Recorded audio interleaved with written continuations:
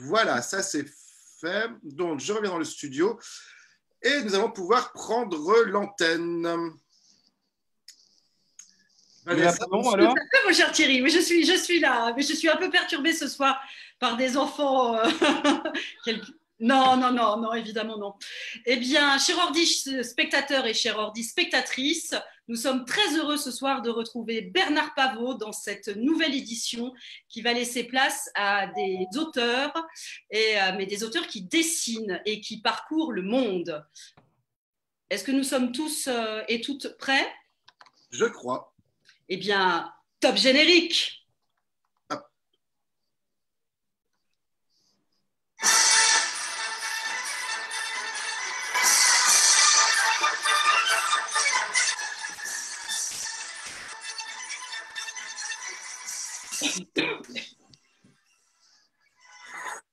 Limitrophe. Eh bien, bonsoir à tous pour cette nouvelle édition de Limitrophe, Limitrophe numéro 4, et oui, déjà, sur Confinage TV. Alors, nous avons souhaité innover pour cette nouvelle édition et du coup, vous voyez, nous avons un magnifique décor, non pas virtuel, mais un décor graphique, car cette édition est consacrée aux romans, à deux romans graphiques et deux créateurs qui nous ont fait la gentillesse de nous rejoindre sur notre plateau virtuel et néanmoins réel. J'ai nommé Nicolas Wilde. Bonjour Nicolas. Bonjour Monsieur Pavot, comment ça va? Bah, ça va bien, merci de nous avoir rejoints. Et Zeina Abirached. Bonsoir Zeina. Bonsoir. Voilà, alors je vous passerai la question rituelle parce qu'au début on se disait mais où êtes-vous confinés? Bon, alors c'était bien. Nous allons nous déconfiner en tous les cas grâce à vos superbes ouvrages. Et bien sans plus attendre, moi je vous propose, chers amis de Limitrophe, de rentrer dans le sujet et de commencer, Vanessa, s'il vous plaît, à nous faire découvrir l'histoire fabuleuse et très intéressante de Nicolas Wilde. Oui. Ah bah oui, non, Vanessa, n'allez pas plus loin. Non. La technique, le studio, voilà, c'est les aléas du direct, comme on dit. Vanessa, je vous relance. Découvrons Nicolas Wilde. Petit, Nicolas Wilde voulait rester tranquillement chez lui en Alsace à manger du chocolat. Heureusement, une succession d'événements improbables a modifié son régime. Diplômé en juin 2000 de l'atelier d'illustration des arts décoratifs de Strasbourg, il part étudier aux États-Unis, puis va bossouiller dans un orphelinat en Inde avant de trouver un vrai métier à Kaboul. Il se dit « Bon sang, mais je vais raconter ma life parce que c'est trop fou !» Et ça donne Kaboul Disco, 2 volumes et une intégrale.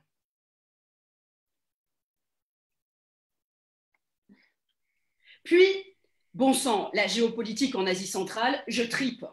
Et il part en Iran faire des recherches sur le zoroastrisme et enquêter sur l'assassinat de Cyrus Asdani, et ça donne ainsi Se tue Zarathustra.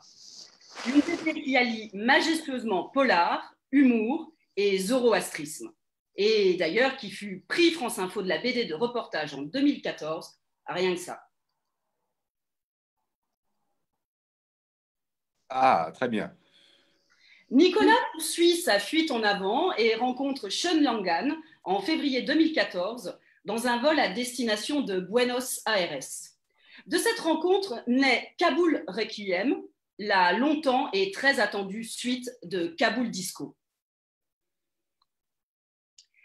Si Nicolas n'a pas publié de livres très régulièrement ces dernières années, ce n'est pas seulement par art de la procrastination.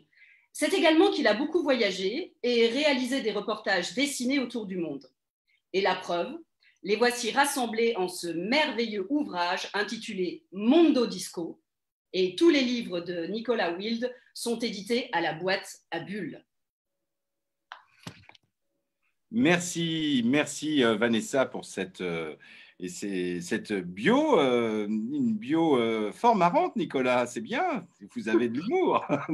Oui, je ne sais plus qui l'a écrite. Si c'est moi, c'est il y a longtemps et je pense que je n'étais pas... je ne sais pas dans quel état j'étais. Très bien.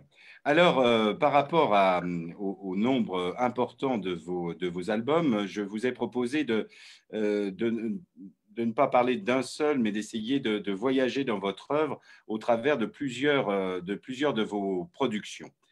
Mais néanmoins, dans toutes vos productions, Kaboul Disco, dans cet album, il me semble que vous avez en quelque sorte trouvé votre style. Ça a correspondu à une longue période d'immersion dans un pays étranger. Vous aviez une commande aussi. Alors, avant tout, parce que je suis rentré tout de suite dans le détail, on va, pour cette édition de Limitrophe, grâce à Olivier, essayer de voyager à l'intérieur de vos univers graphiques. Ce n'est pas commode, étant donné que d'habitude, on parle de livres. Les livres, en quelque sorte, on peut les lire. Voilà. Et là, merci Olivier, on est rentré directement dans le vif du sujet. Donc là, vous aviez une commande dans Kaboul et qui était de dessiner la constitution afghane. Et voilà donc ce que ça donne. Alors, elle s'affiche pour vous, vous pouvez peut-être lire vos propres bulles. Oui, alors case 1, donc ça c'est la boîte de quelqu'un d'autre. Bonne nuit, Vlam. Là c'est moi. Alors, la constitution afghane. Chapitre 1. L'Afghanistan est une république islamique. Voilà. Et il s'endort. Donc, on a un aspect. Alors, la première chose, c'est que la plupart de vos romans ont une dimension biographique, si ce n'est autobiographique, c'est-à-dire que vous vous mettez en scène dans le roman graphique. Alors, comment est-ce apparu? Ben, en fait, ça a paru, je dirais, en 2004. À l'époque, je ne savais pas trop ce que je voulais faire en BD, j'étais plutôt dans la fiction. Et c'est une époque où j'avais pas mal d'amis qui se sont mis à faire des blogs, donc des blogs BD essentiellement. Je crois que le premier blog BD que j'avais vu, c'était celui de Melaka, où elle racontait sa vie en dessin. Et j'étais à la fois subjugué et inquiet. Enfin, à l'époque, raconter sa vie sur Internet, je me suis dit, oh, c'est une époque où la vie privée existait encore. Donc je me suis dit, mais qu'est-ce qui se passe si on raconte sa vie, que les gens le lisent? Et quelques mois après, j'ai fait mon propre blog et ça s'est bien passé. Donc, je racontais un peu ma vie à Paris, en colocation, donc des anecdotes du quotidien assez rigolotes, genre sur la piscine, sur Internet, enfin, voilà quoi. Et 3 mois après, je suis parti en Afghanistan, donc un peu par hasard. Et donc, j'ai gardé ce blog où j'ai raconté avec le même ton le quotidien, mais en Afghanistan. Donc, c'est né comme ça, quoi. J'ai un désir de raconter à la première personne et la matière, finalement, le sujet sur lequel j'avais travaillé est venu après coup. Donc, sur la reconstruction de l'Afghanistan, qui a priori n'était pas un endroit où je pensais aller, mais bon. Alors oui, effectivement, puisqu'on reviendra sur cet aspect de votre travail, c'est que vous travaillez, si ce n'est à la commande, du moins à la demande. Alors Olivier, puisque je sens que vous suivez super bien, est-ce que vous pouvez revenir à l'écran d'avant, pardon. Ah bon, alors c'est l'écran d'après, c'est pas grave du tout. Non, laissez Olivier, voilà, merci. Donc on voit vous, enfin le personnage, qui, comme vous, a la commande de départ, c'est-à-dire écrire une BD sur la constitution de l'Afghanistan. Et on vous voit, c'est l'un des premiers jours où vous êtes arrivé avec votre lampe, il fait froid, vous vous endormez. Et qu'est-ce qui va se passer? Écran 2, s'il vous plaît, Olivier. Et voilà, et on voit, et ça c'est une partie très intéressante de votre boulot graphique, c'est qu'on voit que vous avez inventé le bouquin, la Somme, qui se met à parler. Bonjour, je suis la Constitution afghane. Vous m'avez peut-être déjà vu dans la très bonne dessinée. Aujourd'hui, je suis une constitution démocratique. Alors, je ne vais pas lire toutes les bulles, mais on a compris. Vous faites parler le bouquin. Alors, moi, ça m'a. On a le droit, en fait. Pardon? En BD, c'est pratique. On peut faire parler les animaux, les objets. Ça passe tout seul. C'est plus délicat au cinéma ou en littérature, je pense. Oui, mais comment vous êtes, moi je voudrais en savoir un petit peu plus, comment vous êtes arrivé à cette idée? Est-ce que c'était sur place? Puisque d'une certaine manière, c'est assez cinématographique. On vous voit en train de vous endormir et dans votre rêve apparaît la constitution afghane. Ça s'est fait comme ça? Comment vous bossez? C'est un peu exagéré, mais quand j'ai raconté l'histoire de la constitution afghane, j'ai fait un premier découpage sur 6 pages et c'était un peu long et un peu austère en fait. j'avais peur de perdre mes lecteurs et je me suis dit qu'il fallait trouver une astuce de mise en scène, quelque chose de rigolo en fait, d'inattendu. Et c'est comme ça que cette constitution est arrivée. C'est devenu un peu un personnage. Elle se raconte elle-même, un peu comme moi, quoi. Elle raconte sa propre histoire. Et ce qui est intéressant, c'est qu'au moment où on parle, en fait, la constitution risque de changer vu que les talibans vont peut-être reprendre le pouvoir dans les mois à venir. Donc, je pense qu'il y a un nouveau chapitre à écrire. Vous allez être obligé de repartir, hein, Nicolas. Si les talibans reprennent le pouvoir, je vais plutôt être obligé de rester, je pense. Mais on reviendra à cette dimension importante de votre travail, qui est le travail documentaire. Alors, je voudrais donner un autre exemple de votre approche graphique qui alterne des cases presque traditionnelles, disons resserrées, enfin dans un format qu'on connaît, à de grands panoramiques, comme celui qu'il y a derrière moi, mais je vais en montrer d'autres grâce à Olivier. Alors, voilà une illustration de cette invention graphique, et c'est le suivant, c'est les panneaux, voilà. Alors là, c'est tout à fait symptomatique de votre travail. On commence par un panneau, voilà, qui est la sortie d'une ville de Kaboul, j'imagine. En fait, c'est une rue, c'est à l'intérieur même de Kaboul. D'accord. Ok, il est 7h10. Olivier, s'il vous plaît. Bip, bip, il ne faut pas faire les bruits. Alors, ils se sont inversés, c'est pas grave. C'est pas grave, Olivier. Allons plus loin. Voilà, 15h42, allons plus loin. 20h30, et je crois que du coup, il y en a la suivante qui s'est intercalée, mais c'est pas grave. Voilà, c'était 11h30. Mais enfin, bon, nos ordi spectateurs ont compris. Voilà, ça, c'est un aspect aussi très, très intéressant de votre boulot. C'est cet aspect cinématographique du plan. Vous gardez le même plan, vous faites passer plusieurs protagonistes dedans. Là encore, comment ça se passe pour la fabrication de ce plan? En fait, c'est un exemple d'une technique du copier-coller que j'utilise souvent. Et je crois que c'est une séquence qui intervient après des scènes très bavardes où les personnages parlent beaucoup, et c'est un peu une séquence respiration où on voit une rue à Kaboul, et à chaque moment, à 11h30, c'est la sortie des classes, la sortie de l'école. On a le garde qui mange du pain à gauche.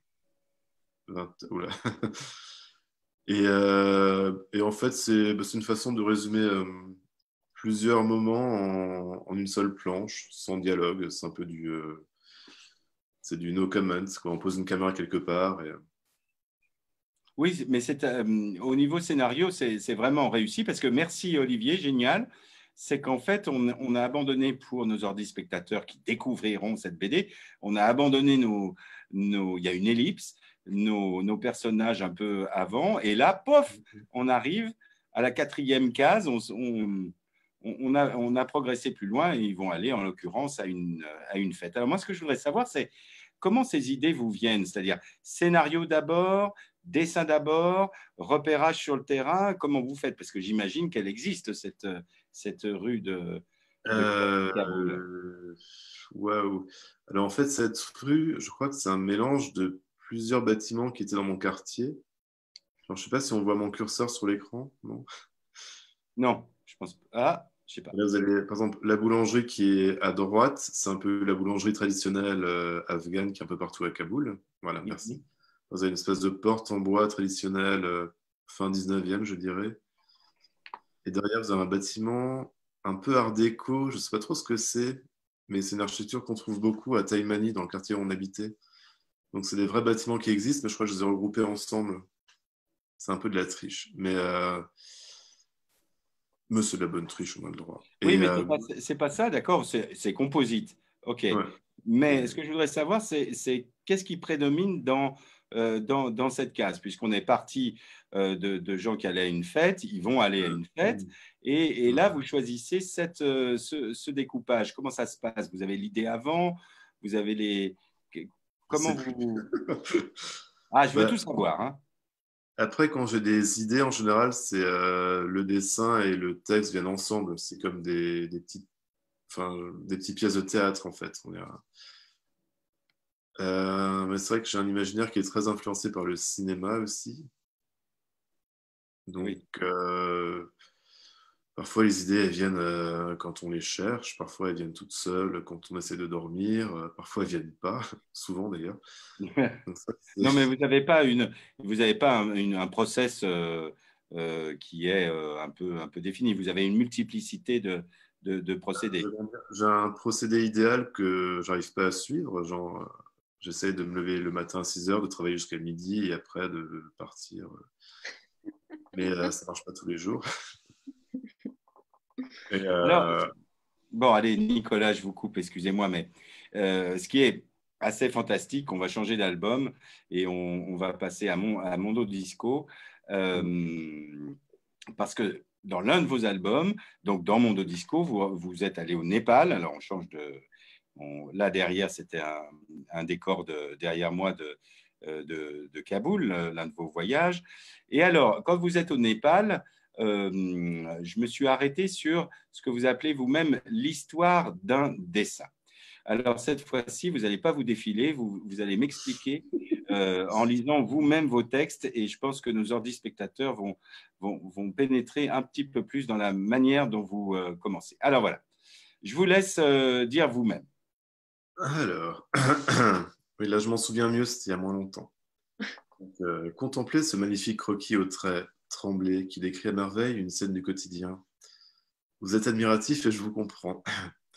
La place du marché figure dans le top 10 des lieux les plus souvent dessinés dans les carnets de voyage, juste après le Vieux-Port, mais vu la situation géographique du Népal, il faudra malheureusement s'en passer. Alors, donc ça c'est le marché à l'entrée du camp. Alors, que s'est-il passé? Oui. Oui, que s'est-il passé pendant la réalisation de ce chef-d'œuvre, me demanderez-vous? Eh bien, voici un making-of en 2 temps. Ça va être un peu long, non, à tout lire? Non, parce que je l'ai coupé un petit peu. Ouais. J'ai un peu caviardé, pardonnez-moi. Olivier, allons à Histoire d'un dessin 2, si vous pouvez. Alors, Donc, le c'est trait. présenté, voilà. Ouais. Date, vendredi 27 septembre 2013. Lieu, le marché aux légumes à l'entrée du camp de Beldengui. Et là, j'ai des vidéos qui cachent le texte. En compagnie de Martine et Dipina. 16h30, je suis à grosses gouttes. Je dessine en tremblant la dame au milieu du marché. On a l'impression qu'elle va éternuer. 16h45, j'ai atteint un bon niveau de concentration qui me permet de faire abstraction du bruit, de la chaleur des gens qui regardent derrière mon épaule. Je suis tout entier absorbé dans la contemplation de ce navet. Je suis le navet, je deviens mon modèle pour mieux en saisir la substance. Ok. OK, Et on en a encore. C'est pas fini. c'est pas fini, mon Dieu. Ah, voilà, c'est Ah, là où j'ai le coupé. résultat. Ah bah, oui, c'est effectivement, vous avez bien coupé. Hein. Oui, oui. Je vais faire un petit tour de. Oui, c'est passé beaucoup de choses entre les deux moments. Oui, oui, c'est parce que je voulais vous permettre de l'expliquer. C'est que, bon, ce qui est vraiment marrant, c'est que vous faites intrusion à l'intérieur du récit documentaire et Oui. que à ce moment-là, vous vous permettez de nous expliquer comment se fabrique un dessin avec une dimension poignante que je raconte à nos ordi spectateurs.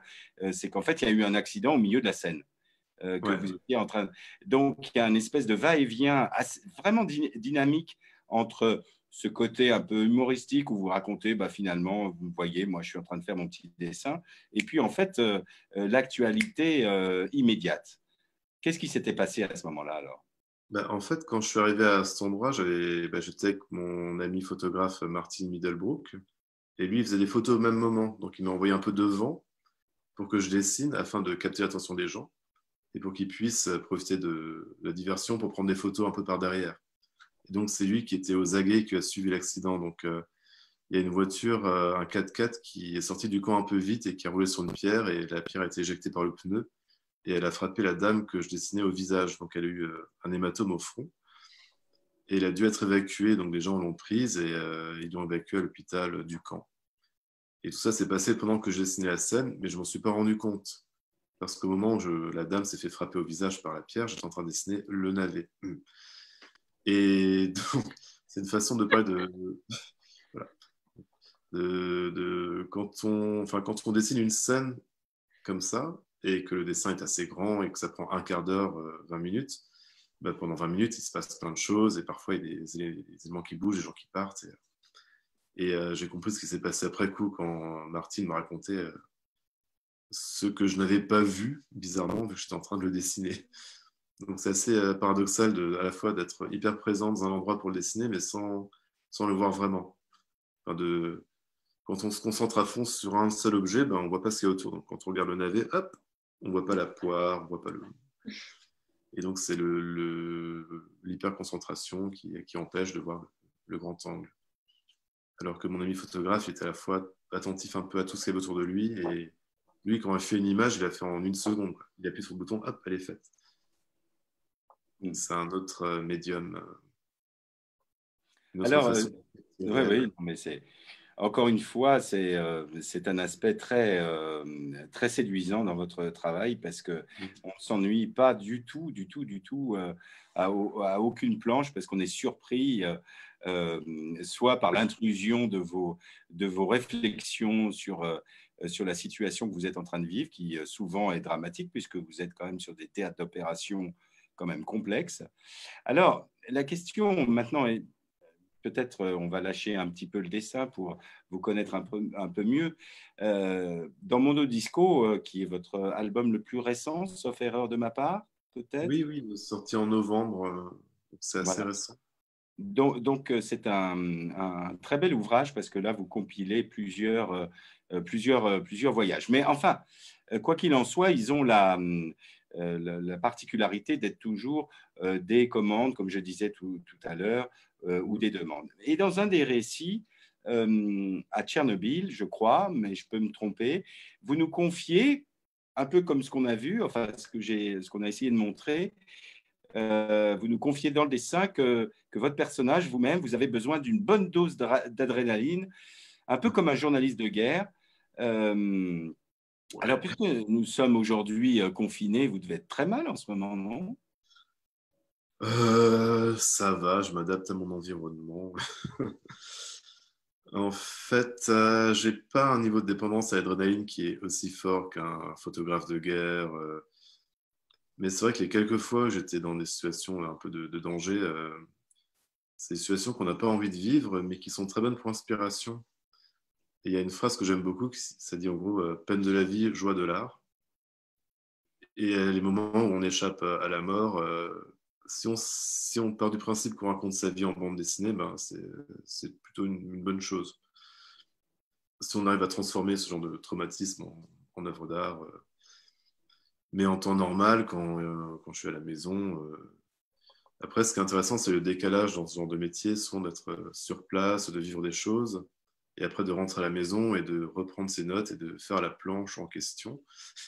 On est chez soi, on se fait couler une petite tisane, on a des cookies, on est en pantoufles, et puis on dessine une séquence où on a échappé à la mort tranquillement, entre 2 cigarettes. Donc c'est un métier un peu schizophrène, BD reportage. Il y a des gens qui sont plus doués, qui arrivent à dessiner en direct, quasiment à tout faire sur place. Mais moi, souvent, je prends des notes.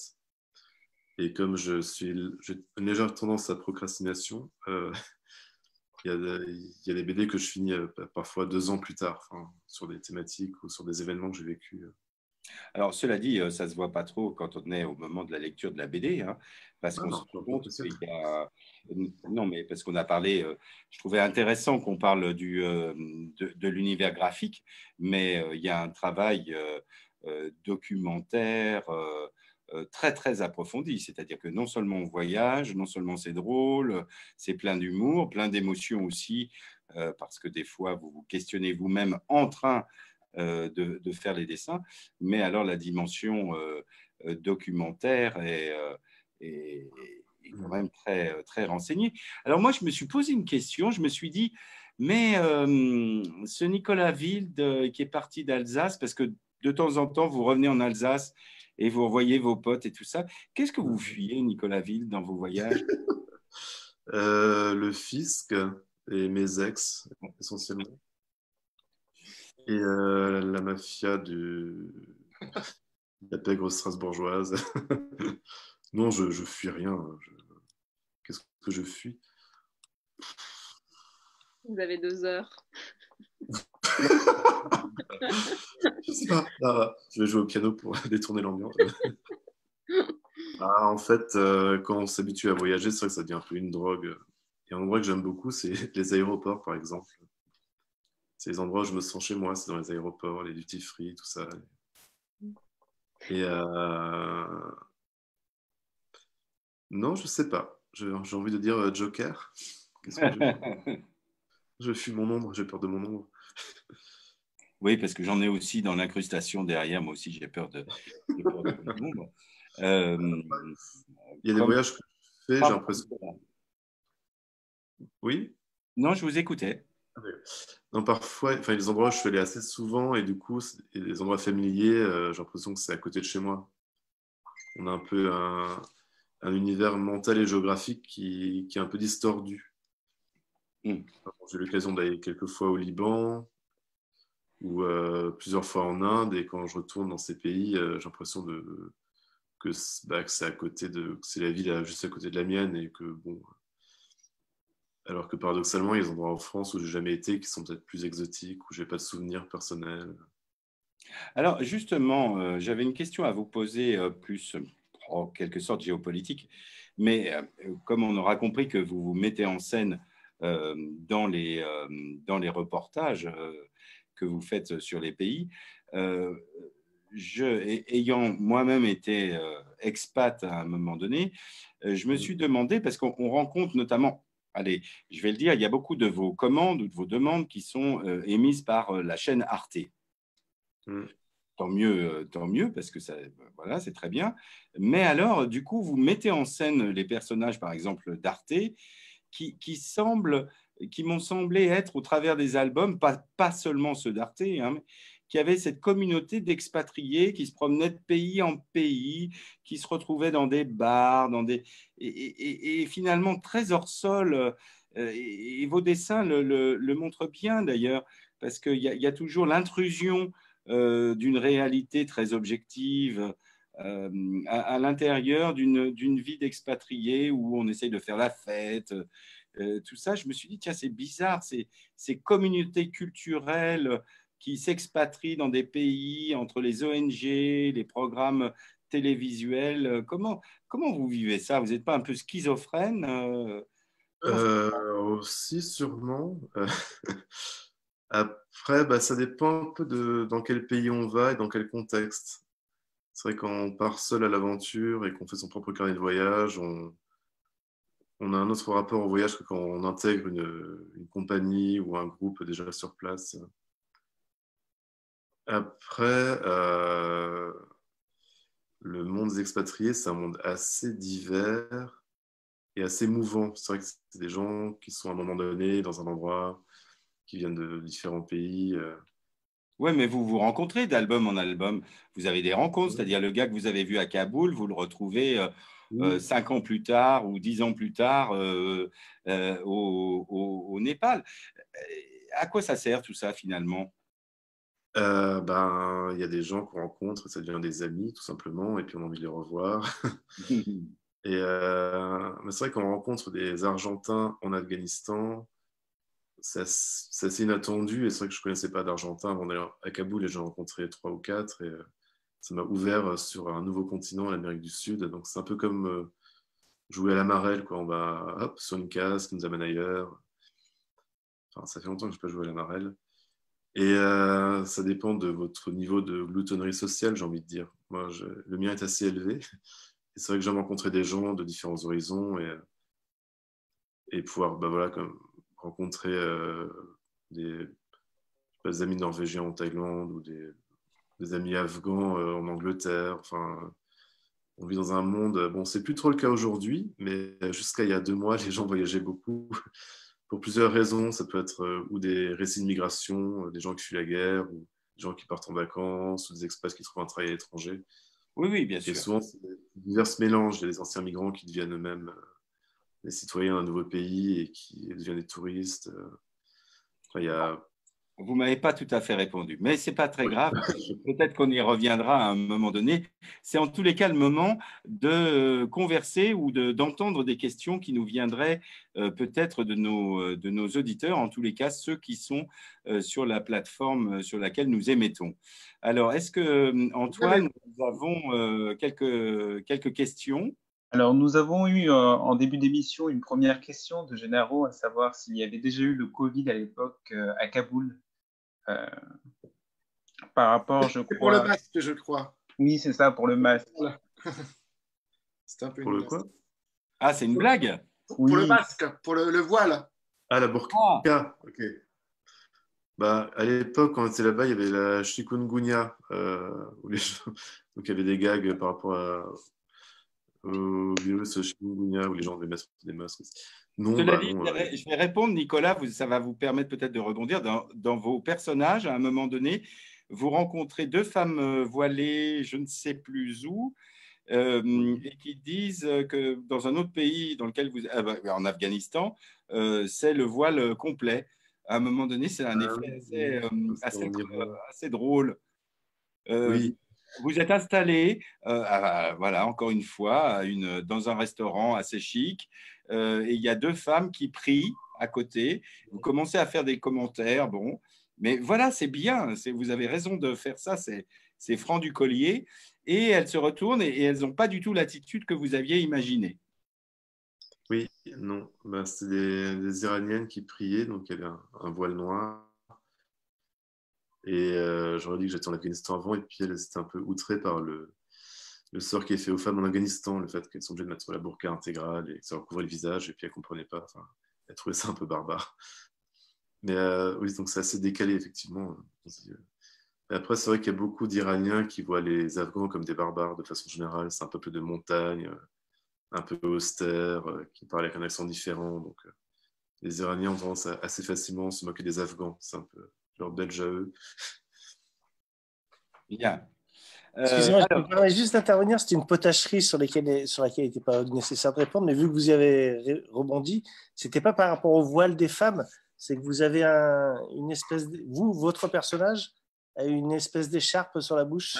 Ah oui, sur les planches. Ah oui, pardon. Oui, les planches qu'on avait vues au début. Je crois. Ouais. Ok, d'accord, j'ai compris la. Vous étiez visionnaire. Oui, surtout j'avais froid, je crois. À l'époque, j'avais pas de barbe, donc une écharpe zou pour se tenir au chaud. Bien. C'est en train de. Ça a zappé un petit peu. Bon, ça va, c'est bon. Olivier, ou Antoine, est-ce que nous avons... J'avais peut-être une question, moi, du coup, pour Nicolas. Alors, je ne vous le souhaite pas et je ne le souhaite à personne, mais admettons qu'on puisse plus circuler, aller sur la planète, que chacun soit confiné chez soi. Est-ce que vous pourriez dessiner à partir de chez vous ou ce serait impossible? Vous avez besoin du voyage pour écrire ou vous pourriez dessiner depuis chez vous? Ah. Ouais. En fait, je suis Alsace. Non, c'est pas vrai. Ça serait possible, mais ça serait un peu. Je pense que si je devais ne plus voyager, peut-être que je repasserais à la fiction pour créer mon propre univers. En même temps, il y a plusieurs projets sur lesquels je suis en retard. Donc là, j'ai un peu de la chance, entre guillemets, de rattraper mon retard sur 2-3 projets en cours. Mais il y a des moments où j'en ai marre de voyager. C'est ça que j'ai fait ça beaucoup pendant les 20 dernières années. Puis je crois que j'ai envie de faire une pause, donc ça tombe plutôt bien. Vous pouvez continuer à écrire au retour d'un voyage, c'est-à-dire que la mémoire de ce voyage vous permet de continuer à imaginer, à recréer en quelque sorte ce voyage? Oui, c'est possible. Mais c'est vrai qu'on n'écrit pas le même livre quand on écrit en direct, comme un carnet de notes. Si vous racontez votre voyage en direct ou si vous racontez 10 ans plus tard, vous aurez deux récits très très différents. Parce que la mémoire, c'est une matière molle qui change de forme. Et avec du recul, il y a des choses que vous avez vécues qui avaient l'air de ne pas avoir d'importance, mais qui en auront beaucoup dans un autre contexte, plusieurs années après. Bien sûr. C'est peut-être un exercice intéressant de réécrire le même livre tous les 10 ans pour voir comment ça évolue. Une autre intervention peut-être ou... Je ne crois pas, non, pas pour peut-être à la fin de l'émission, peut-être. Nicolas, restez avec nous en tous les cas pour cette seconde partie de notre limitrophe. Merci à vous.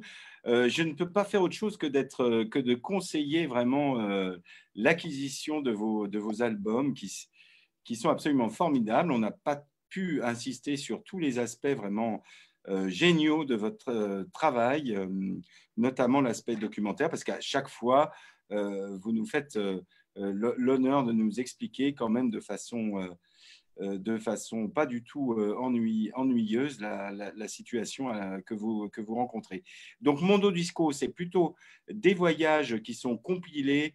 Il y en a même un au Mont-Verdun. Alors, pour les Lyonnais, c'est assez amusant parce que vous nous apprenez des choses que moi, j'ignorais, comme quoi il y a le bouton nucléaire quand même à côté au Mont-Verdun. Je ne sais pas si vous aviez totalement le droit de le dire, Nicolas, d'ailleurs.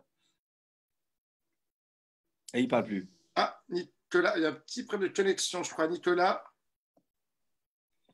Bon, écoutez, Olivier, ce n'est pas grave. Nicolas, on le rejoindra. En tous les cas, je ne peux faire autre chose que de vous conseiller de découvrir ces albums de Nicolas Wild si vous ne le connaissez pas déjà. C'est vraiment un must absolu. Eh bien maintenant, merci Olivier. Nous allons passer avec un temps. Pause musicale. Vous l'entendez? Yes.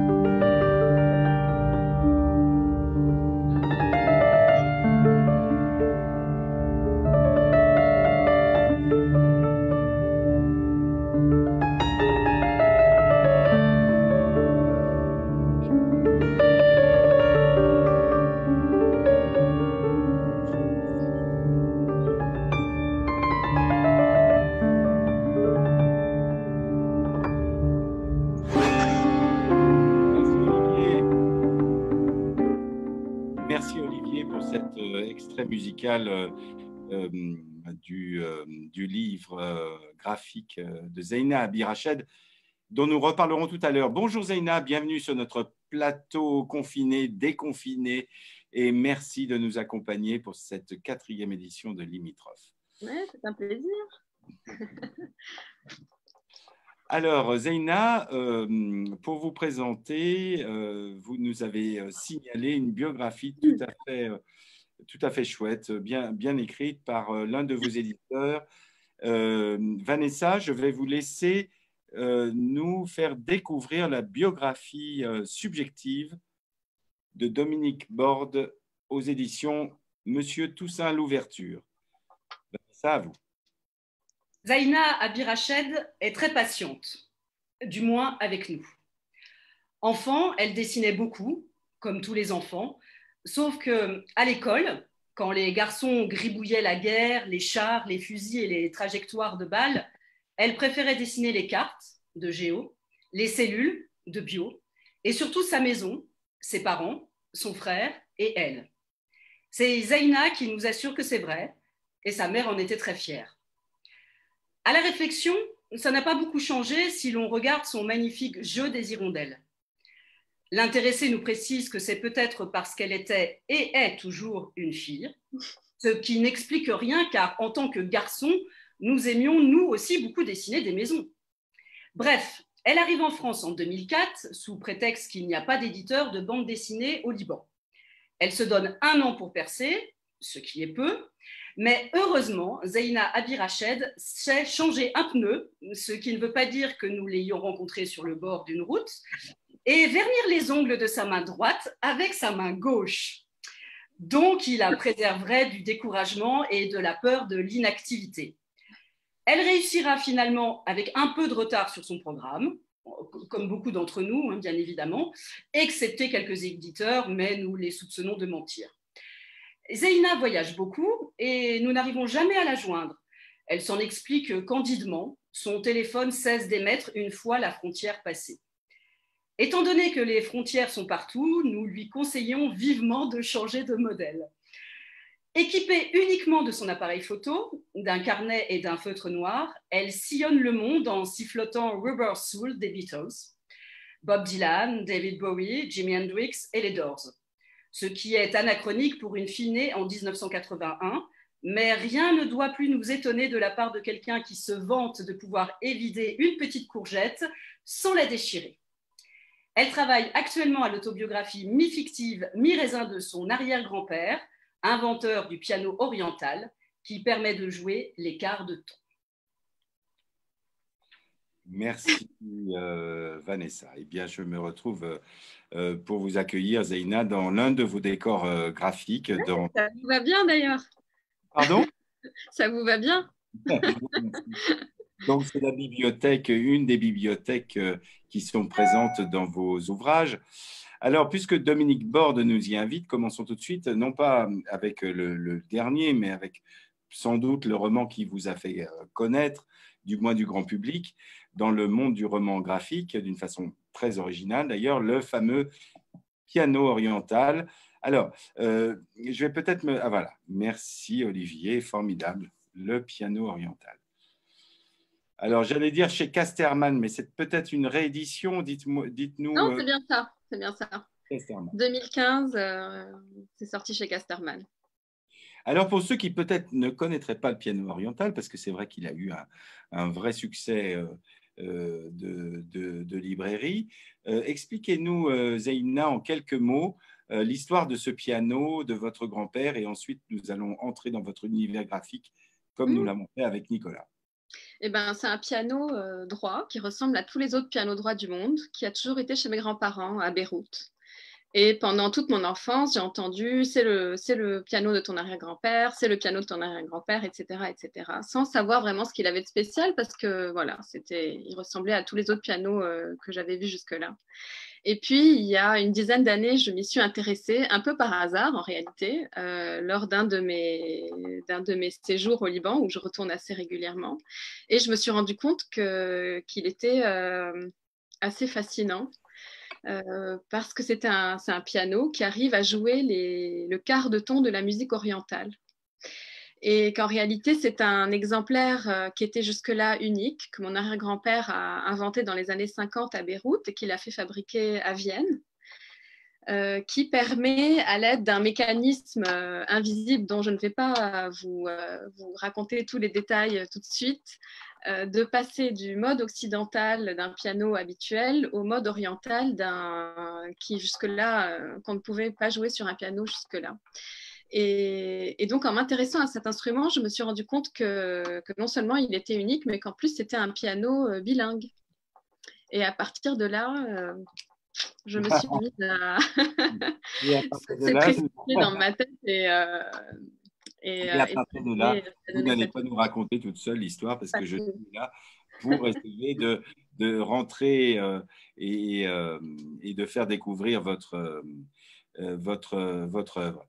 Alors, la chose qui frappe peut-être d'abord dans votre travail graphique, c'est que chez vous, Zeina, nous n'avons pas affaire à des cases traditionnelles de bande dessinée, comme nous allons le voir. Olivier, vous êtes sur le coup, et je vais vous demander de commenter enfin, je vais commenter la planche suivante. Je vais me permettre de le faire. Voilà. Oui.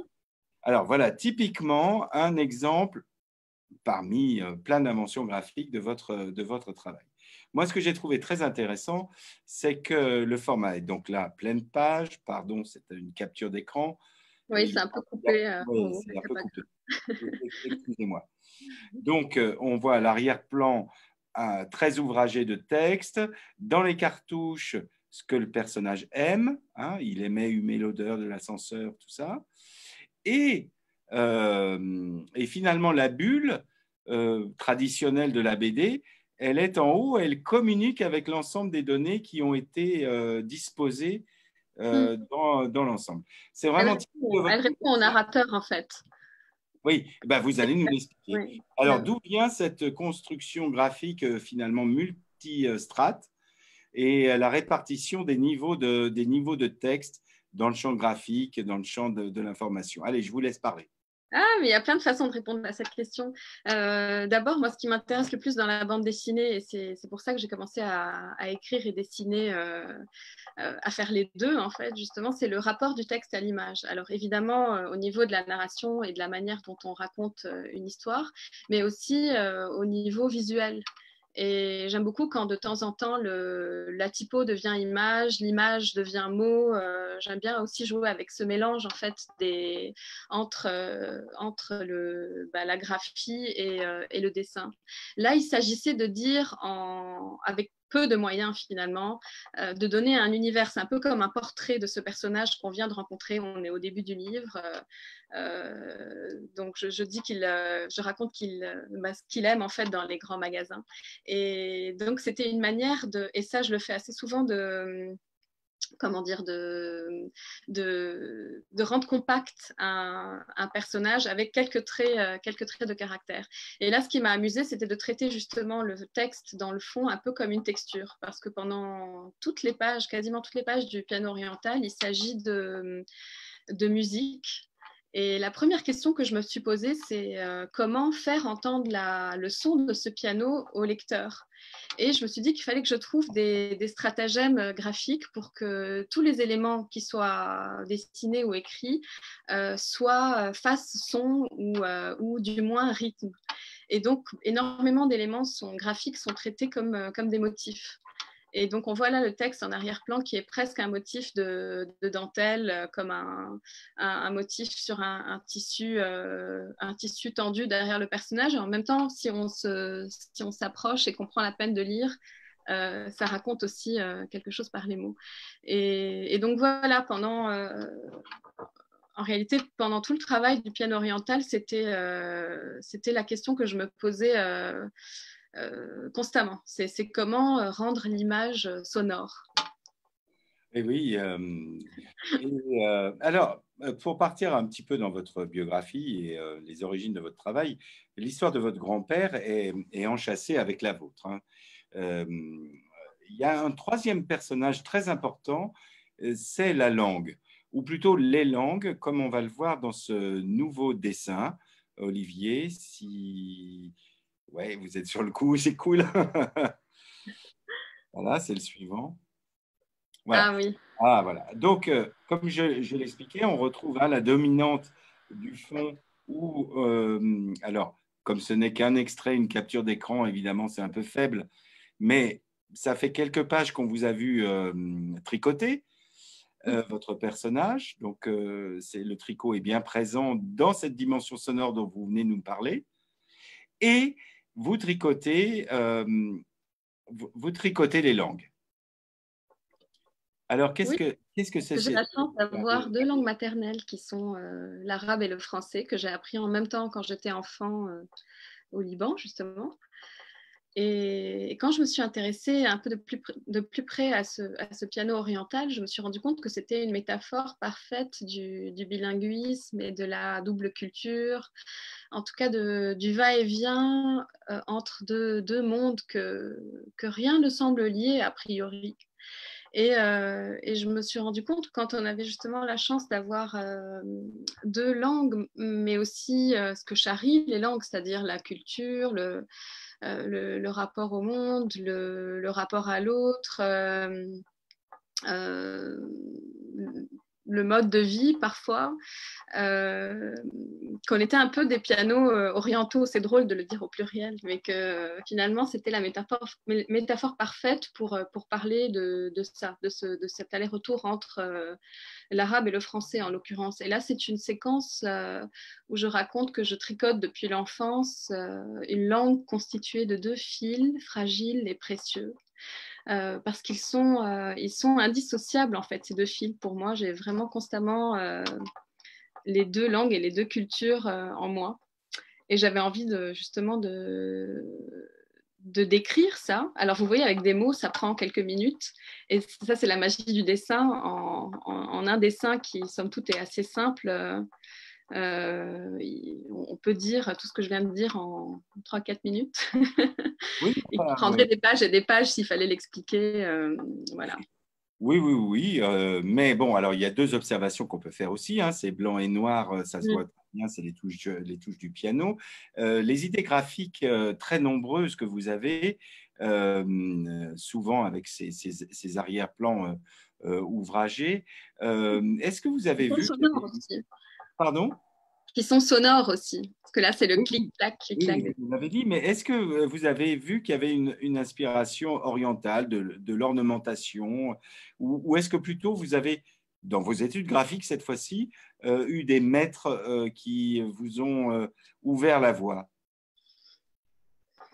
Alors, en effet, moi, j'ai fait des études de graphisme au Liban. Donc, pendant mes études, j'ai beaucoup travaillé l'image en 2D, le logo, en fait, la manière justement de réduire une idée ou un concept à un symbole. Et c'est vrai que je viens de là, donc peut-être que ça explique en partie ma manière de travailler et de dessiner. Après, j'ai baigné dans un milieu où j'étais entourée de livres et de livres d'images, mais aussi de tapis, de calligraphie arabe, de miniatures. Et forcément, tout ça j'ai été imprégnée de tout ça. Et puis, ce n'est qu'à l'université que j'ai découvert disons, la bande dessinée contemporaine, parce que jusque-là, pendant toute mon enfance, j'avais lu surtout la bande dessinée franco-belge. Je suis une fan incontestable d'Hergé, de Franquin, de Goscinny et Uderzo. C'était vraiment la base de mon plaisir de lecture pendant très longtemps. Et puis d'un coup, donc il y avait la bibliothèque de l'université, mais aussi une librairie de bande dessinée qui pendant longtemps était la seule librairie de bande dessinée à Beyrouth. On est dans les années 90 là. Où j'ai découvert d'un coup Tardy, Marc-Antoine Mathieu, Munoz et Sampaio, Dupuis et Berberian, Bretéché, je connaissais déjà, Gottlieb, enfin, mais voilà, d'un coup, tout un univers graphique plus contemporain. Alors là, les auteurs que j'ai cités en premier, il y a quand même beaucoup de noir et blanc, et David B, évidemment. Et donc voilà, tout ça a participé à… En fait, c'est surtout que quand j'ai découvert ces récits plus contemporains, je me suis rendu compte que ça pouvait être un métier, que c'était envisageable, en fait, de faire ça. Oui, De raconter une histoire personnelle. Je pense surtout à David B, l'ascension du haut mal. Là, je me suis dit, tiens, c'est possible aussi d'écrire et de dessiner des récits comme cela, c'est-à-dire intimes, qui racontent Oui, alors sur le piano oriental, c'est très un peu comme les quarts de ton, c'est très enchâssé. En fait, vos deux récits de votre grand-père et le vôtre, celui du départ à Paris, se mêlent d'une façon d'ailleurs assez magnifique au niveau graphique, puisque le piano vous permet graphiquement, c'est pour ça que vraiment j'engage nos spectateurs à découvrir ce livre si vous ne le connaissez pas. Mais il faut signaler qu'il y a une composition musicale qui a accompagné aussi ce livre. Alors, pour le graphisme, Olivier, on a entendu au début de notre rencontre un extrait de cette composition musicale. Alors, comment c'est arrivé dans ce livre? Parce que pour moi qui, du coup, l'écoute de façon obsessionnelle en ce moment, je me suis dit, mais oui, effectivement, c'est tellement proche.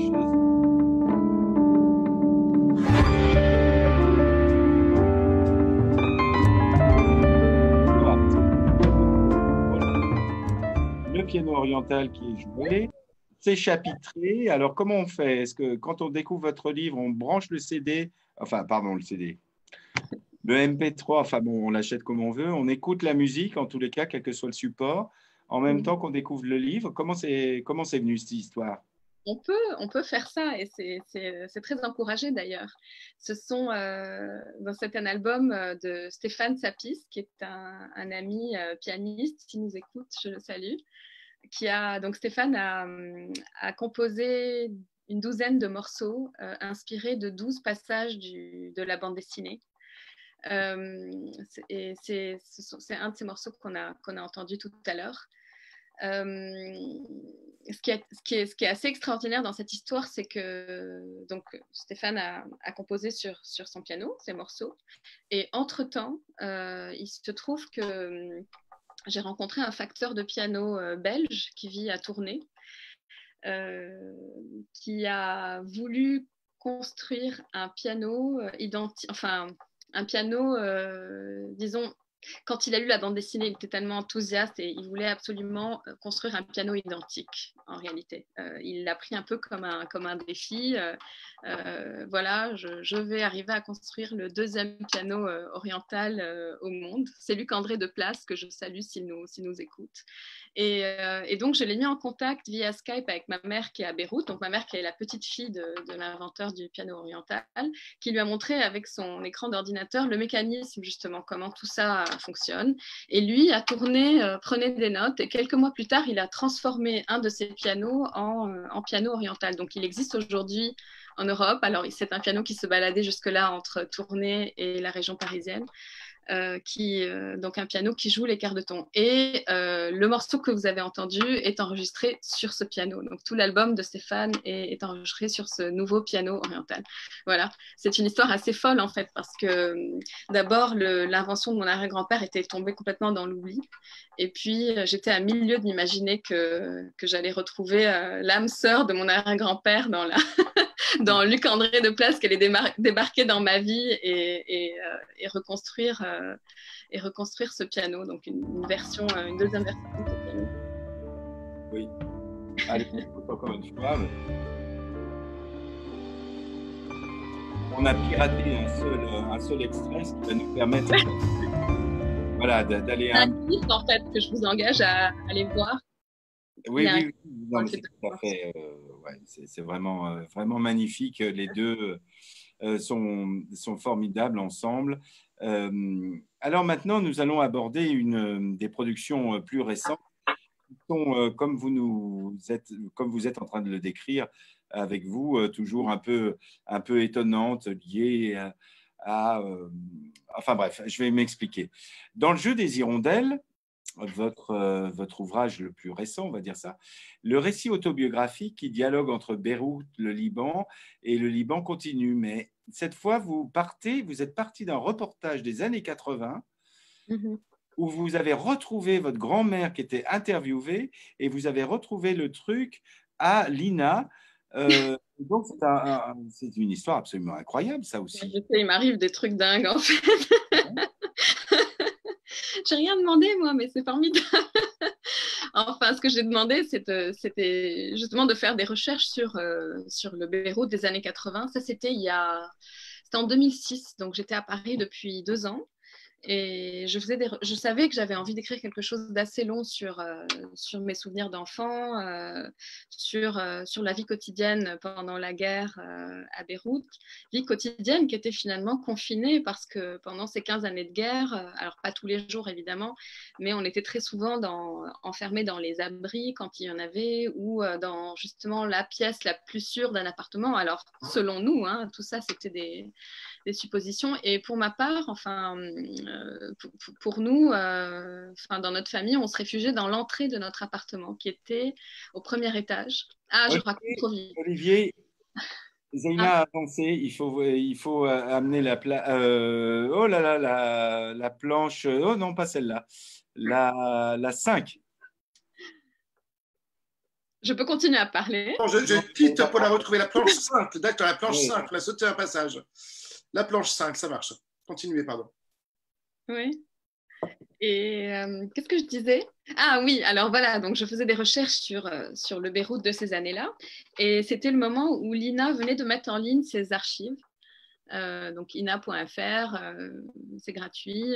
Donc évidemment, on ne se refait pas. J'ai dû taper un truc du genre Beyrouth, années 80, guerre civile.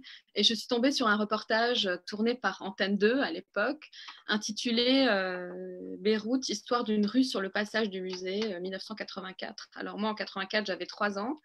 Et j'ai grandi dans une de ces rues qui n'était pas le passage du musée, mais qui donnait sur la ligne de démarcation. Le passage du musée était un des passages d'est en ouest, un des passages de la ligne de démarcation. Enfin, vous savez que Beyrouth a été coupée en deux pendant 15 ans. Enfin, voilà. Et donc, je clique sur la vidéo et en effet, vous l'avez dit, je retrouve d'abord mon quartier, donc le quartier où j'ai grandi, où j'avais mon école maternelle, l'appartement où j'ai grandi. Et brusquement, le journaliste entre dans une cage d'escalier que je ne reconnais pas parce qu'il fait sombre, il n'y a pas d'électricité, enfin voilà, c'est flou. Et tout d'un coup, on a un gros plan sur une femme qui est assise dans justement l'entrée de son appartement et qui dit cette phrase extraordinaire, je ne m'en suis toujours pas remise. Elle dit vous savez, je pense qu'on est quand même peut-être plus ou moins en sécurité ici. Et il se trouve que cette femme, justement, c'est ma grand-mère maternelle que j'ai retrouvée sur l'écran de mon ordinateur un soir comme ce soir. Elle a fait irruption devant mes yeux. Et c'est très troublant, en fait, parce qu'on est obligé de se situer par rapport à une archive comme celle-là. Donc, je vous disais, en 84, j'avais 3 ans. Il se trouve que ma mère lui ressemble énormément. Donc, à un moment donné, je ne savais plus très bien qui j'étais en train de regarder. Et c'était vertigineux parce que... moi, je sais. Alors, pardon, je vous coupe.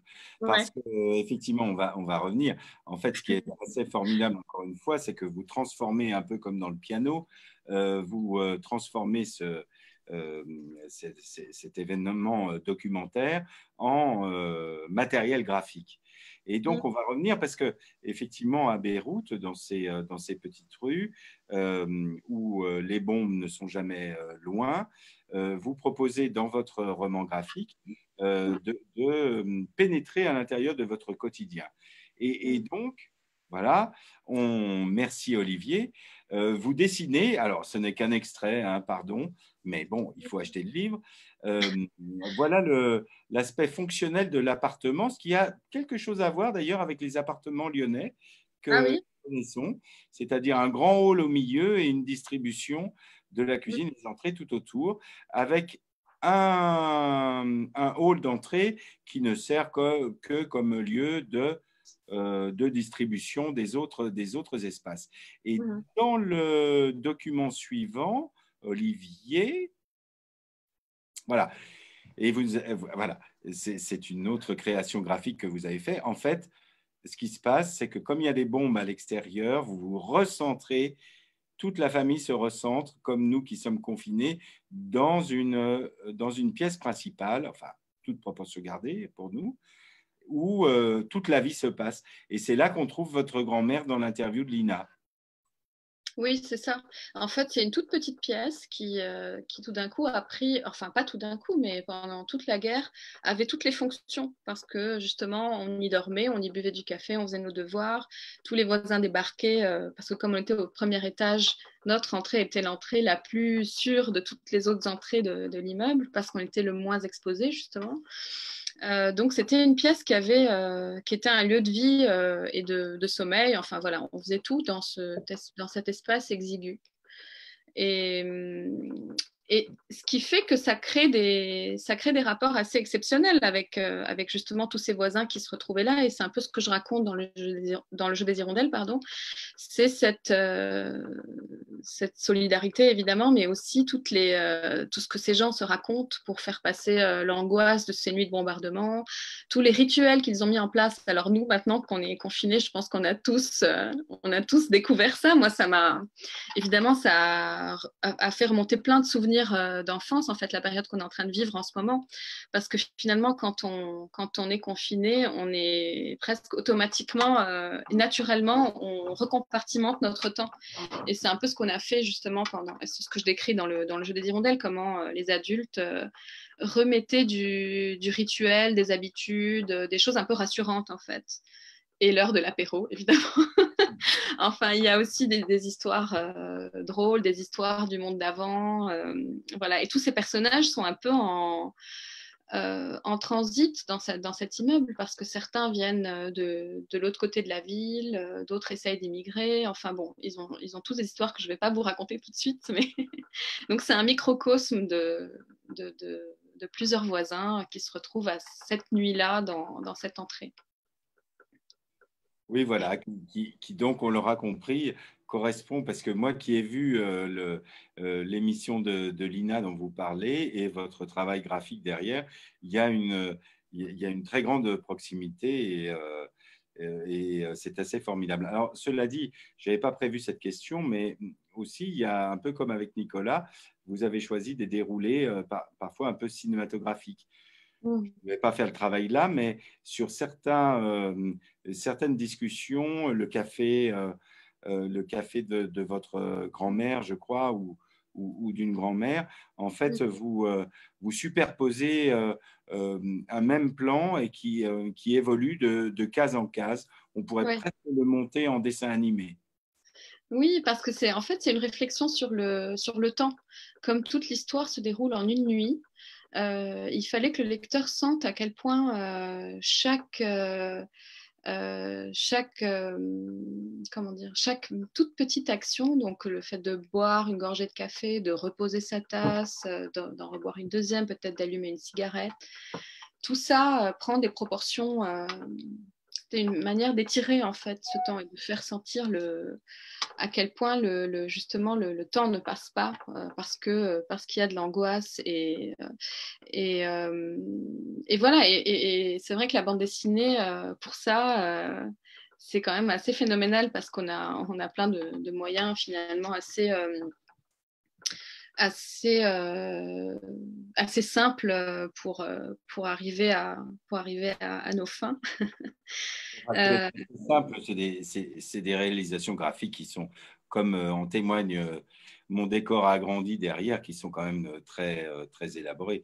Alors, pour continuer avec le jeu des hirondelles, à la fin de cet ouvrage, d'ailleurs, il y a un nouveau travail graphique, vous mettez des photographies, ça va être la nouvelle planche, Olivier.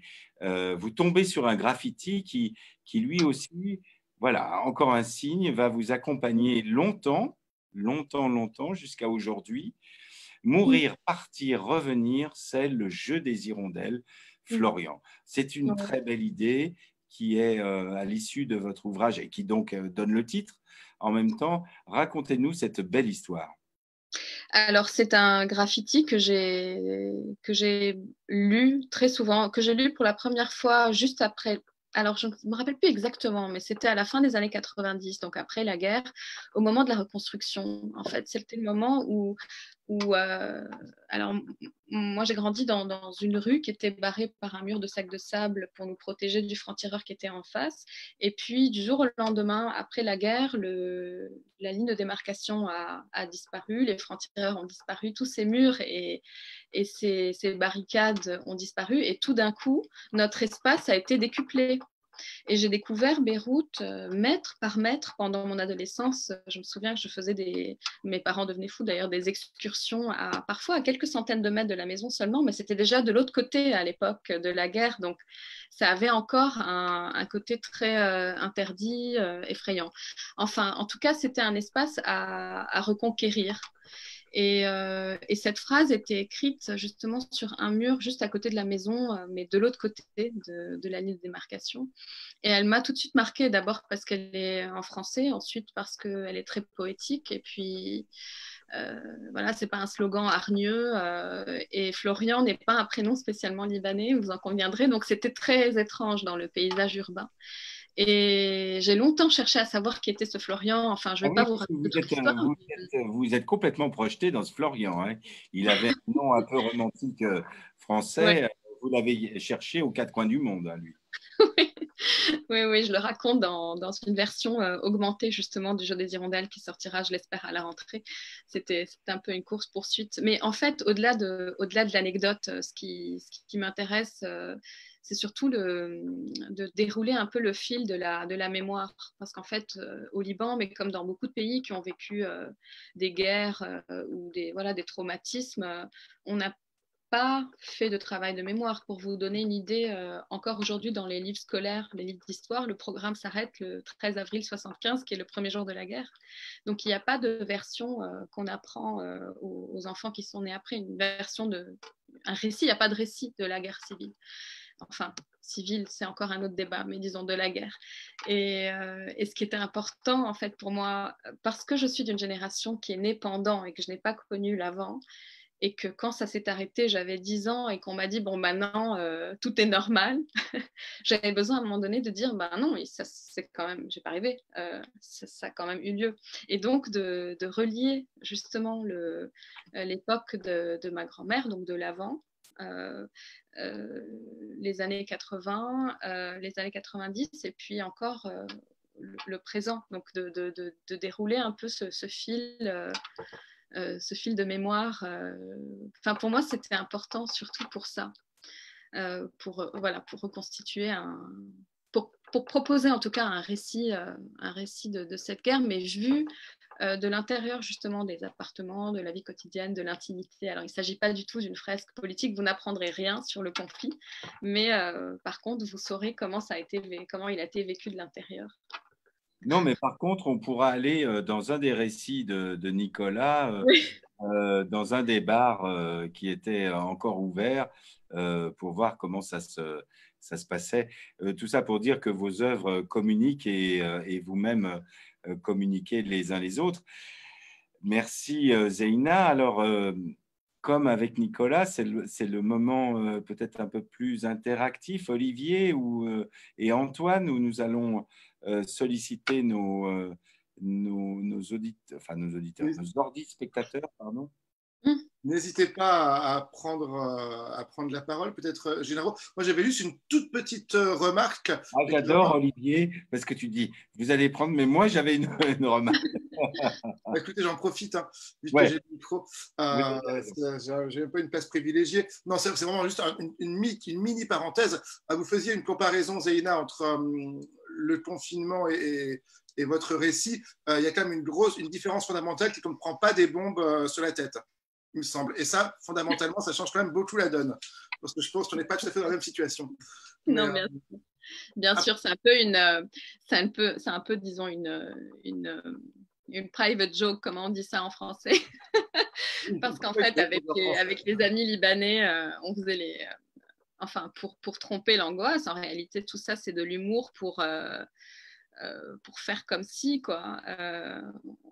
On rigolait doucement au début du confinement, genre mais ça va très bien se passer, ils ne se rendent pas compte, au moins on a de l'électricité, de l'eau et en plus Internet, ce qu'on n'avait pas pendant la guerre, on n'avait pas d'eau courante, on n'avait pas d'électricité. Par exemple, le plus beau cadeau qu'on pouvait nous faire pendant la guerre, c'était de nous offrir un légume lavé. Parce que ça, tout d'un coup, ça avait une valeur inestimable. Un peu comme aujourd'hui la farine qu'on a du mal à trouver dans les supermarchés. Enfin bref, non, je ne veux pas forcément faire de parallélisme. Vous avez raison de rappeler que c'est pas tout à fait la même situation, mais disons que intimement, il y a des choses, disons, qui se sont révélées. Enfin, j'ai eu des souvenirs en fait qui ont affleuré parce que finalement, on est on est confiné et aussi on est un peu dans un mode d'inconnu en fait de ce qui va se passer après. C'est aussi ça disons le point commun. Tout à fait. Alors peut-être avant de donner la parole à Génaro du coup et Cédric pour terminer du coup parce que je vais être très bref du tout, mais ma question était dans votre écriture l'auteur met un rythme dans la lecture. Est-ce que la construction de vos dessins imprime un rythme particulier? Et du coup, est-ce que vous intégrez le rythme de la lecture? Comment ça se travaille dans vos dessins? Parce que la lecture, on voyait les premières planches, c'est forcément très, particulière, je ne sais pas comment dire. c'est très important, en fait, pour moi, la manière dont vous allez lire et puis le temps que vous allez prendre à lire chaque page, chaque double page, le moment où on va tourner la page aussi. Là aussi, il y a des outils, en fait, dans la bande dessinée qui sont assez classiques, disons. Qu'il est intéressant de revisiter. Mais c'est vrai, oui, pour moi que c'est très important. À un moment donné, Nicolas parlait tout à l'heure de moments par exemple, de respiration après une phrase où il y a énormément de dialogue. C'est des choses auxquelles on pense. Après, ça dépend vraiment pour chaque livre, il y a une manière un peu différente d'envisager le récit. Ça dépend vraiment de ce que ça raconte. Pour le jeu des hirondelles, il y avait quelque chose de très posé parce que c'est un huis clos, ça se passe en nuit dans une pièce d'un appartement, il ne se passe pas grand-chose en fait. On est coincé dans cette pièce avec tous les voisins et donc justement j'ai parlé de ce découpage de chaque... Il fallait que ce soit très dense et qu'on se sente presque étouffé. Donc évidemment le rythme de lecture veut induire ça dans la composition, dans la manière dont les noirs et les blancs se suivent, se construisent. Dans le piano oriental, par exemple, c'était l'inverse. Il fallait que ce soit virevoltant.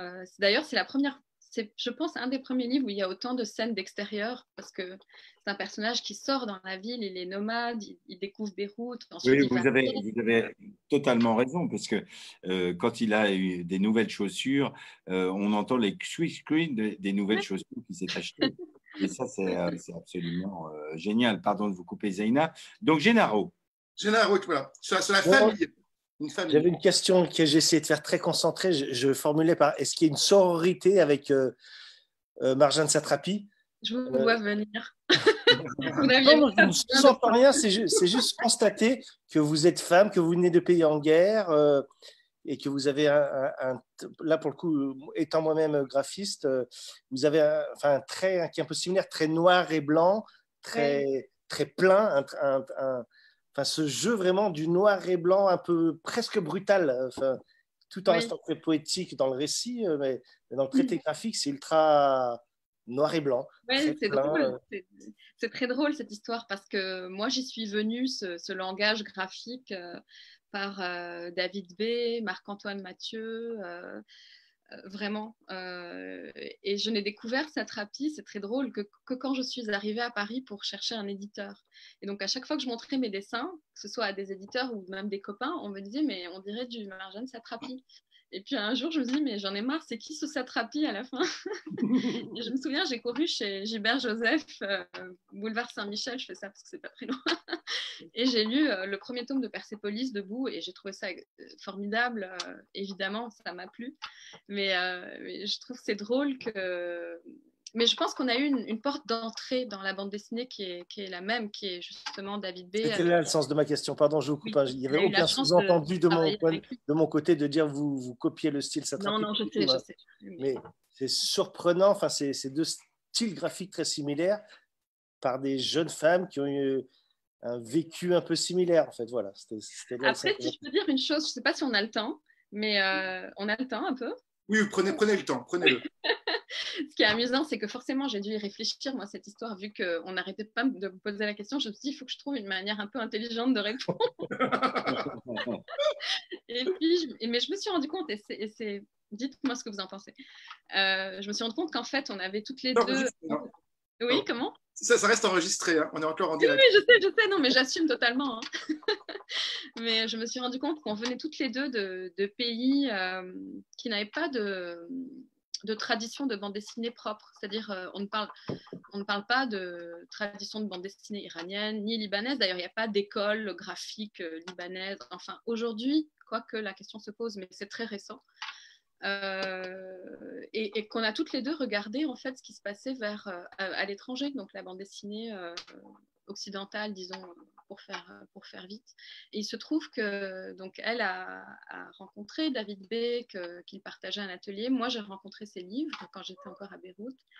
Et je pense qu'on est toutes les deux entrées dans la bande dessinée par son œuvre à lui. Ce qui n'est pas inintéressant parce que lui-même, donc lui est français, travaille beaucoup en noir et blanc, mais pas que. Mais il s'est surtout, il le dit, hein, il s'est beaucoup intéressé à l'art graphique persan, arabe, indien. Sans vouloir faire de généralisation, c'est un peu cette partie du monde. Et je trouvais que c'était intéressant que, n'ayant pas eu de relais chez nous, enfin, ni elle, ni moi, j'en ai jamais parlé avec Marjane Satrapi, donc c'est ma théorie. N'ayant pas eu de relais sur place, on a été attiré par un auteur qui, symboliquement, avait modernisé, ou en tout cas avait utilisé des traditions picturales de chez nous, alors je mets plein de guillemets, mais voilà, pour les utiliser dans la bande dessinée, disons, occidentale. Voilà, et j'ai trouvé que c'était intéressant, en fait, comme échange et comme flux.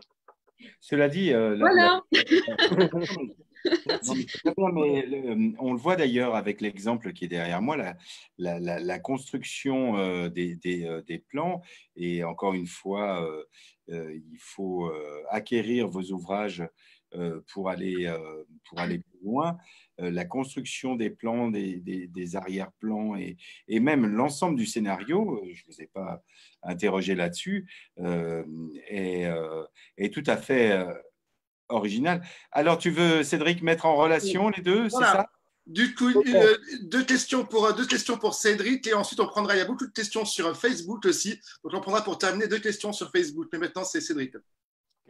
Pardon, je serai très rapide parce qu'en plus on a déjà évoqué pas mal de choses que je voulais aborder, mais parce que j'adore dans ton travail, Zeyna, ce que je trouve bouleversant, c'est le côté très très ciselé du dessin. Il y a quelque chose de presque reposant. Il y a une telle netteté, mais qui n'empêche pas du tout la complexité. Il y a une sorte j'ai l'impression pour chaque planche de regarder une sculpture et de prendre le temps de laisser les choses se déplier les unes après les autres. Et ça, cette sorte de profusion est rendue possible par un travail extrêmement précis, net et voilà, je sais pas du tout, c'est pas exactement une question, mais je sais pas si tu as quelque chose à dire sur le rapport à la netteté du trait et à ce relief. Ça me fait très plaisir parce que c'est très important pour moi, la lisibilité et le fait de pouvoir présenter à lire quelque chose justement de très lisible et qu'on ne peut pas comprendre autrement, disons. Quelque chose de presque radical dans la netteté. Je sais pas, c'est quelque chose qui m'importe beaucoup. Et c'est vrai que comme j'ai commencé à faire de la bande dessinée comme j'ai commencé, disons, par des récits autobiographiques qui parlaient d'un univers finalement qui est assez inconnu ici, c'est-à-dire il faut commencer à raconter le Liban, les années 80, la ligne de démarcation, les francs-tireurs, le vocabulaire qu'on utilisait pour le nombre d'ampères, comment avoir de l'eau, c'est-à-dire tout d'un coup c'était énorme. Il y avait un corpus énorme de choses qu'il fallait rendre audibles, lisibles, compréhensibles et même sensitives en fait. J'avais envie que le lecteur ait un rapport sensible avec ces choses qui sont pour lui a priori étrangères. Et donc voilà, c'est tout ça pour dire que c'est pour moi cette lisibilité-là est primordial en fait, et c'est un exercice très intéressant en fait même pour moi ça a été très intéressant de faire l'effort justement de décortiquer en fait tout cet amas de souvenirs et d'usages en fait de temps de crise en fait. Comment on faisait justement pour survivre et pour les systèmes D, les chaînes humaines, etc. Et du coup, le noir et blanc aussi, c'est pour ça, c'était pour la simplicité qui est pas toujours d'ailleurs, parfois en effet c'est très chargé, pour la lisibilité et aussi pour quelque chose, je pense que le noir et blanc apporte, c'est la place au lecteur, parce que c'est une image qui est finalement très symbolique, qui est assez éloignée de la réalité, mais quand même qui est proche et éloignée en même temps. Et j'ai l'impression qu'elle laisse plus de place au lecteur pour se projeter, en fait, pour projeter ses propres souvenirs, émotions, rêves, etc. Après, je vais me taire pendant 10 ans. Vous aviez aussi une question pour Nicolas que nous avons à l'antenne, du coup. Ah. Alors, Nicolas, une petite question rapide. Depuis que je t'ai entendu tout à l'heure dire que tu prenais des notes, j'avais une question sur ton rapport au temps et à la façon dont tu traitais les épisodes de ta vie, parce que pareil, tes livres toi, sont très ciselés sur le scénario. C'est pour ça aussi qu'ils sont très drôles, parce que il y a une sorte de rythme comme ça qui est imparable et qui fait que ça marche à tous les coups, que c'est très drôle. Et du coup, ma question va peut-être te paraître absurde, mais quand tu disais tout à l'heure que tu prenais des notes et que tu y revenais, prendre des notes, pour toi, c'est écrire un petit bout de scénario ou c'est dessiner quelque chose? Ah, cette question est absurde, je m'en vais. Non, bah, c'est un peu les deux, en fait, ça dépend. Parfois, tu as des idées très claires de scènes ou de séquences avec tout est écrit, genre ah. Et parfois, tu as des passages où tu galères, tu trouves pas. Et des notes, idéalement, il faudrait toujours avoir un carnet sur soi pour prendre des notes. Parfois, je n'ai pas, donc parfois, j'écris des textos à moi-même sur mon téléphone. Ou j'écris pas, je me dis que je m'en souviendrai, et puis j'oublie. Enfin, j'ai pas encore de méthode très très au point. A priori, tu travailles là, ce sont des phrases, ce sont plus que des images, c'est des bouts de. Ben, c'est les deux à la fois, quoi. C'est comme penser en termes de théâtre où tu vois les personnages, tu les entends parler. Mais après, c'est vrai que j'ai tendance à écrire les dialogues genre sur Word et après les copier-coller dans les cases. Ok. Et c'est à ce moment-là que je me rends compte que les dialogues sont trop longs et c'est quand je relis les dessins que j'ai tendance à couper les textes, à les réduire. Souvent, quand l'image permet de raconter mieux que le dessin, bah, comme disait Zena, hop, on enlève un peu du texte. Et, donc, c'est un travail de va-et-vient. Merci. Alors, Bernard, nous avons un peu dépassé le temps qui nous est imparti, mais en même temps, profitons-en. Si vous en êtes d'accord, je crois qu'il y a beaucoup de questions sur Facebook. On va donner la parole à Antoine, si vous êtes d'accord, pour deux dernières questions, je crois, que nos ordi spectateurs sur Facebook nous posent. Antoine. Allons-y. Oui, est-ce que vous m'entendez? Oui, c'est bon. Parfait. Alors, j'ai une première question pour Zéna, du coup. Une question d'un ordi spectateur. Êtes-vous tenté par le film d'animation? Y a-t-il des projets d'adaptation de l'une de vos œuvres? Tentée, je suis depuis longtemps. En fait, j'ai commencé ma carrière par l'animation parce que quand je suis arrivée à Paris, j'ai fait une année d'animation aux Arts Déco. D'ailleurs, vous pouvez regarder sur YouTube, il y a un petit film de 2 ou 3 minutes qui s'appelle Mouton, qui est autobiographique. Maintenant que vous avez vu ma tête, vous savez pourquoi. Et qui est ensuite devenu un livre pour enfants chez Cambourakis. Donc, ça m'a toujours intéressé l'animation. Après, je rêve d'une adaptation du jeu des hirondelles qui s'y prêterait d'ailleurs parce que c'est un huis clos. Enfin, on ne va pas revenir là-dessus, mais c'est vrai que ça se prête ça se prêterait à une adaptation théâtrale ou cinéma. Et alors, le piano oriental, ça serait formidable, surtout qu'en plus, on a la bande-son maintenant grâce à Stéphane Sapis, donc ça serait génial. Il n'y a pas de piste concrète, mais s'il y a des producteurs dans la salle, voilà. Grâce à Facebook, la terre entière saura que vous cherchez un producteur. Alors, je vais devoir choisir une deuxième question, mais je pense que si vous avez Facebook, vous pourrez aller répondre directement aux auditeurs. Moi, je vous entends plus. Il y a une... Ah mince. C'est bon? Allô? C'est bon. Je perds l'application des fois. Il y a une question notamment sur votre premier livre. C'est plutôt une petite blague que je veux insérer du coup à la fin. Joues-tu du piano toi-même? Je suppose que la question s'adresse à moi. Oui. J'ai joué du piano, pas debout, mais enfant. Mais plus maintenant, malheureusement. Enfin, peut-être heureusement pour vous, mais non, plus maintenant. Mais en fait, c'est un peu un vieux rêve de m'y mettre. Je crois que c'est pour ça, d'ailleurs, aussi que je crois que j'ai pris tellement de plaisir à dessiner un piano. Non, non, pas de piano. Pas pour l'instant. Et Nicolas, du coup, pardon, je me permets d'intervenir, mais vous avez un rapport à la langue, pour le coup, étrangère ou familiale ou maternelle différente. Le rapport à la langue lorsque vous êtes à l'étranger, Nicolas, ça vous parle? Enfin, vous intégrez, vous parlez l'arabe? L'arabe, non, mais j'ai un peu appris le persan en Afghanistan. Oui, pardon. Et que je parle un peu, mais pas très très bien, j'avoue. Après, la première langue que j'ai apprise pour voyager, c'était l'anglais. Et avec l'anglais et le français, on peut se débrouiller déjà pas mal.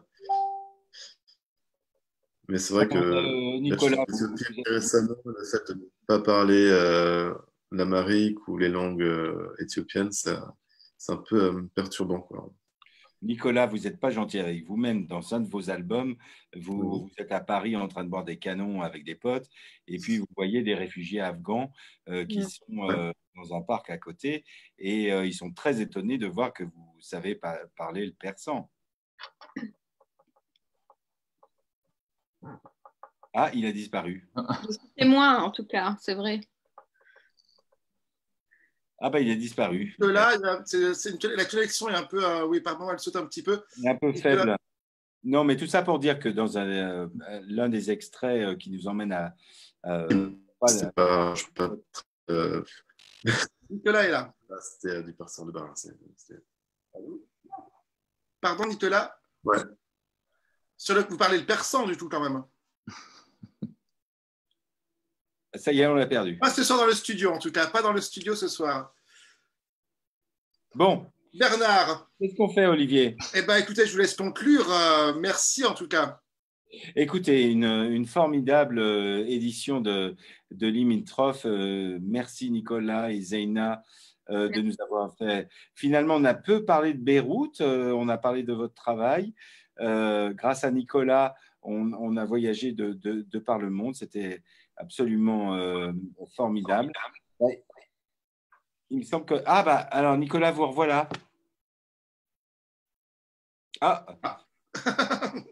On ne sait pas, c'est fluctueux. Bonsoir. Je manquais un truc. Donc, Bon, je ne sais pas si on va s'en sortir. Bon, bref. Je rends l'antenne et nous parlerons de personnes. La semaine prochaine, nous verrons bien, peut-être du théâtre, ce serait bien. Zeina, merci beaucoup. C'était un plaisir. Merci à vous. Voilà, beau voyage. Si nous sommes confinés un jour, nous irons tous au Liban. Et puis, avec Nicolas, nous irons dans beaucoup d'autres pays encore. Oui. Oui, parce que vous bossez ensemble bientôt. Vous êtes en train de bosser ensemble sur un beau projet sur la révolution libanaise. Voilà. Merci. Nous rendons l'antenne, Bernard. Ça vous va? Ah oui, là, comme ça. J'adore le suspense. Ça, c'est du... comment on appelle ça? Du teasing. Teasing. Bon, c'était cool, merci. Ah oui. Eh oui. C'est bien de prendre le temps de parler comme ça. Merci à vous et je coupe la